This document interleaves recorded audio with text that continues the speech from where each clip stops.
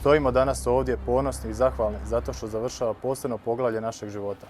Prije 2 godine došli smo tu kao mladi ljudi puni očekivanja i nesigurnosti, a odlazimo zreliji, snažniji i spremni za izazove koji su pred nama.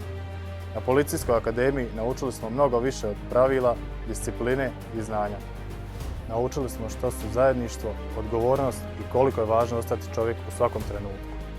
Nije uvijek bilo lako, bilo je izazova, odricanja i teških dana, ali upravo su nas ti trenuci povezali i ojačali.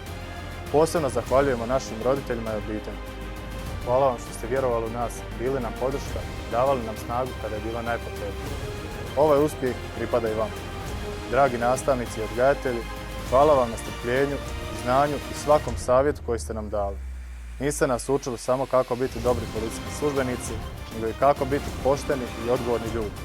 Dragi kolegice i kolege, zajedno smo prošli mnogo toga, ali najvrijednije što nosimo iz ove škole su prijateljstvo, podrška i zajedništvo.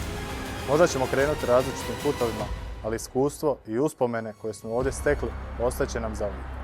Pred nama je odgovoran poziv koji traži hrabrost, poštenje i veliko srce. Vjerujem da smo spremni dostojanstveno nositi odoru i služiti svojoj domovini i svim ljudima.